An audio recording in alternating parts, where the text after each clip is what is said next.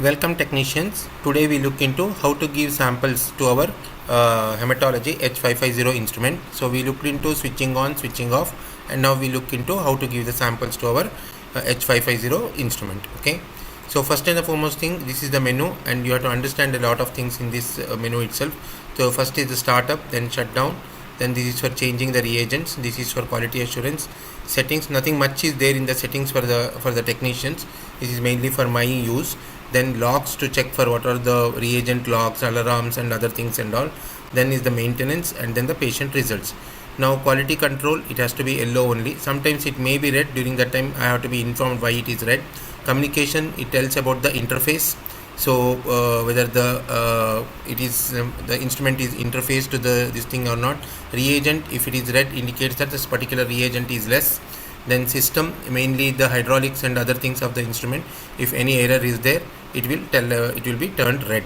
Okay, so this is how the whole menu looks like. Now how there are two methods by which we can give samples in H550.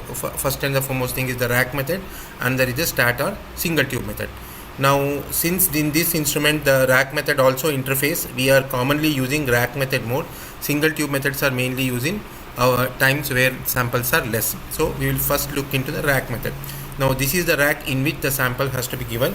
So we have to understand some of the features of this rack.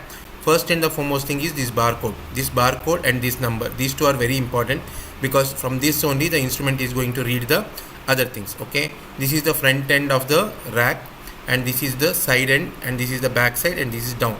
These holes are also very important because through these holes only the instrument will lift the vacuum up so that the cap can be pierced.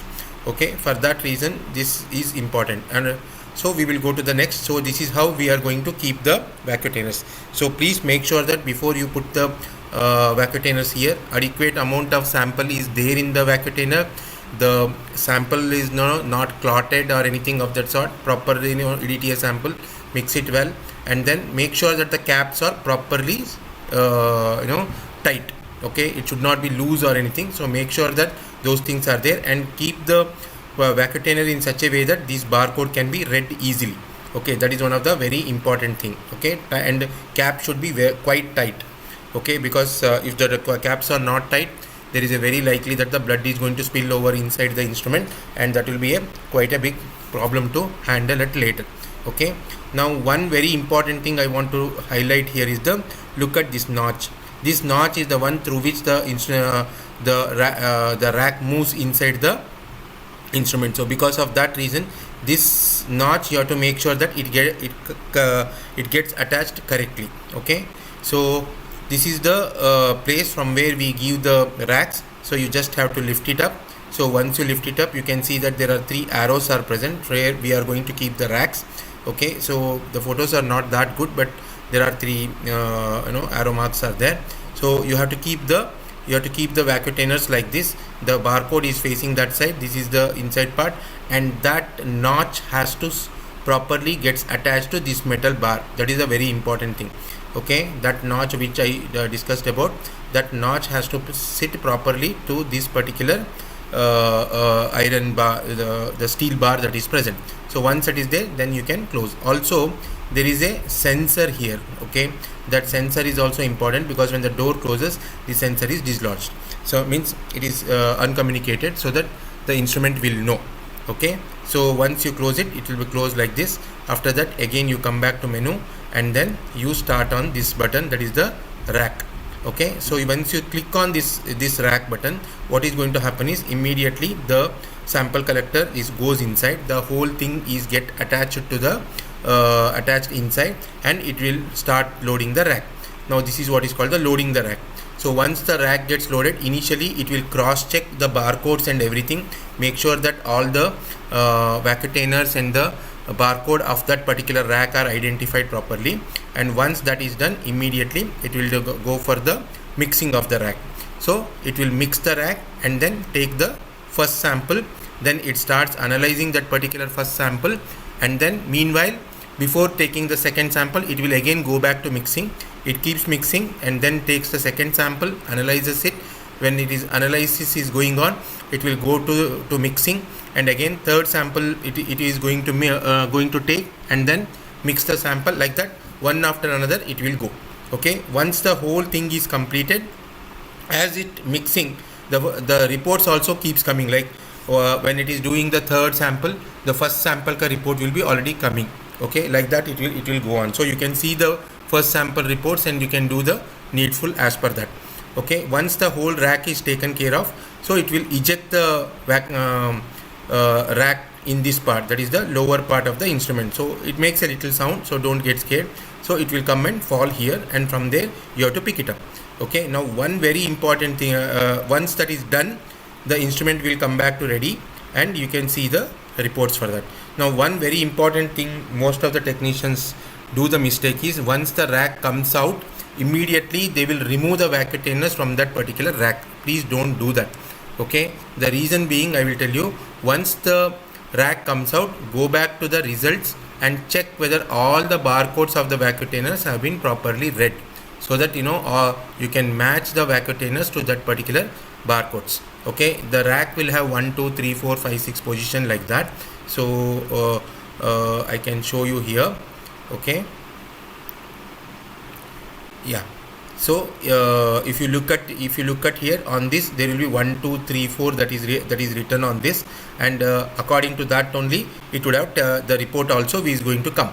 So you can match those, that which if by chance a particular barcode is not read by it, you can match that particular number to that particular result. So for that reason, never remove the vacuum from the rack before you can match the reports properly. Okay, that is one important thing.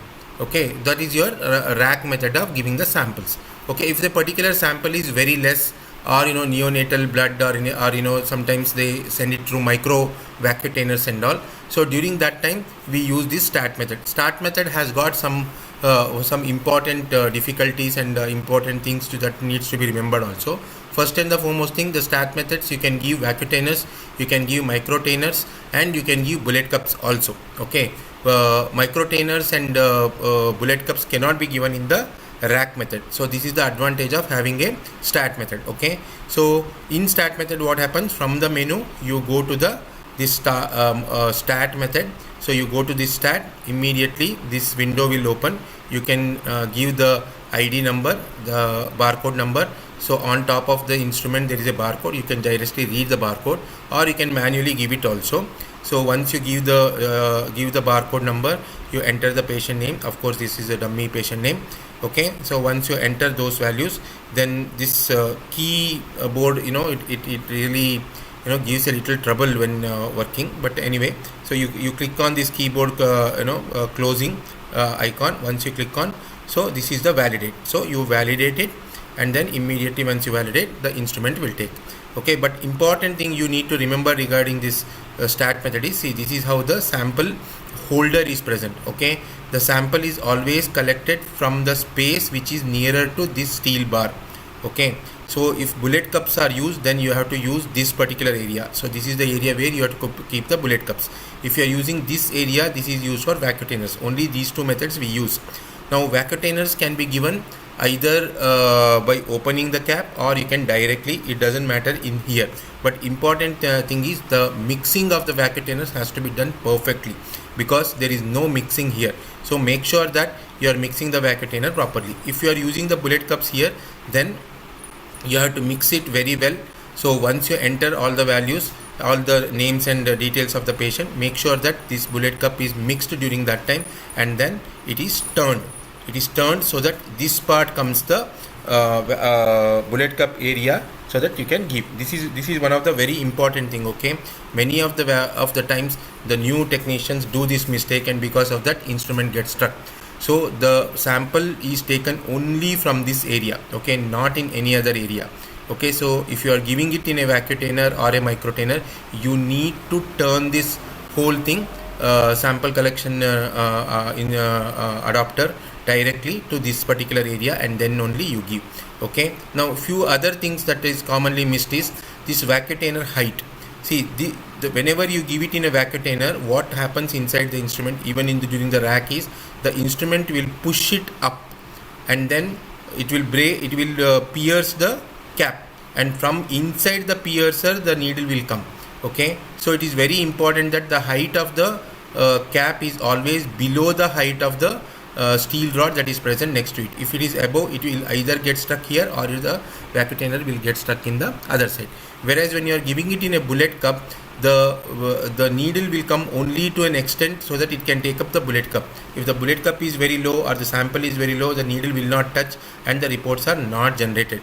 Remember, the needles are not like biochemistry instrument where liquid detector and other things are there through which it can understand. The needle will come for a particular level, take the sample and go. In that level, if the blood is there, well and good. If it is not there, air is going to come. The whole thing is just a waste. Okay, so this is how the whole thing works. So make sure that this is down. So this is the why this is important is sometimes when double, triple barcodes are put on the vacuum, the vacuum will adapter will not, the vacuum won't go all the way to the inside, and some lazy technicians will click on it and it will get stuck here and everything will stop. And H550 8 cell counter is very difficult. It takes a lot of time for resetting and lot of reagent also wasted while doing resetting. So that is very important. And also when this adapter also has got a barcode on the sides. Now the instrument will read these barcodes, and based on that the needle will decide how much down it should come, how much up it should go. All these things are decided by this barcode. Okay, so this barcode is very important, and this has to be turned as per the requirements. Okay, when it is turned, that particular every 4 directions this barcode is present. As per that, the instrument's needle is going to move. So this is one very important thing. Okay, now once the analysis of the vacuum and other things are over, immediately the analysis will come, and after that the instrument will get ready. Now this instrument, once the instrument will get ready first, but the reports comes later. Okay, so once it is ready, then the report will come, and after another 10-15 seconds only the interfacing of this is going to happen as for the instruments. Okay, again dummy reports, dummy these things, so don't worry about it. Okay, so this is how the sample giving in this instrument is going to work. Hope you are able to understand. Take time, repeatedly see this video to understand how exactly the sample giving in H550 happens, and prevent any type of mishaps that normally the new technicians will do. Thank you.